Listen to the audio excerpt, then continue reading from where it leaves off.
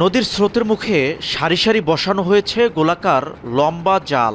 স্থানীয়দের কাছে এটি পরিচিত চায়না দুয়ারি নামে। জোয়ারের পানির সঙ্গে ভেসে আসা মাছ কিংবা জলজ প্রাণী একবার এ জালের ভেতর ঢুকলে আর বের হওয়ার সুযোগ থাকে না। বড় মাছের পাশাপাশি আটকা পড়ে রেণু ও পোনা মাছও। ফলে অকালেই ধ্বংস হচ্ছে ভবিষ্যতের মৎস্য সম্পদ।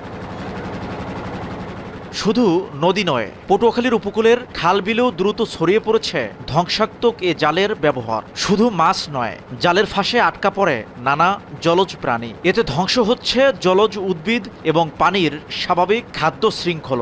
কম পরিশ্রমে বেশি মাছ পাওয়ায় অনেক জেলে ঝুঁকছেন এ জাল ব্যবহারের দিকে। বিলে টাই হোলটাই কিন্তু ভাই তোমার এই হোলটাই মধ্যে কিছু নাই, ইংজাউ কিছু নাই, সব ধ্বংস করে আলিছে। অনেক ধরনের মাছ ক্ষতি করে, চিংড়ি মাছের গুঁড়ো, আবার ইলিশ মাছের সাবলিগুলো আছে। চায়না জাল যদি বন্ধ না করে তাহলে নদীতে 2-5 বছরের থেকে মাছ ধরার কোনো আশা করা যাবে না। স্থানীয়দের অভিযোগ, আগের মতো নদীতে মিলছে না মাছ। ডিম ছাড়ার আগেই কিংবা বড় হওয়ার আগেই বেশিরভাগ মাছ শিকার হচ্ছে। জালগুলো যারা তৈরি করে তাদের বিরুদ্ধে যে প্রশাসনিক ব্যবস্থা নেয়। ছোট ছোট পোনার ছাওটাও যারা ডিম পাইরা বড় হইতে পারে না, মাছ গরিব বাঁচবে, কোনো মাছ খাইয়ে বাঁচতে পারে না। মৎস্য বিশেষজ্ঞরা বলছেন, চায়না দুয়ারি জালের কারণে পুরো জলজ বাস্তুতন্ত্র মারাত্মকভাবে ক্ষতিগ্রস্ত হচ্ছে।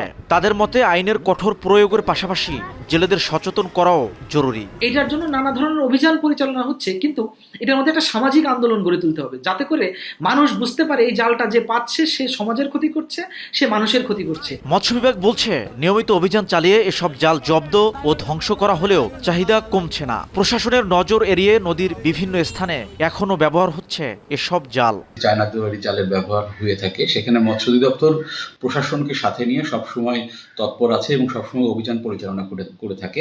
সাধারণত 50 থেকে 100 ফুট দীর্ঘ এবং 1 থেকে 1.5 ফুট চওড়া এ জালের ফাঁস এতটাই সূক্ষ্ম যে পানি ছাড়া প্রায় কোনো কিছুই বের হতে পারে না।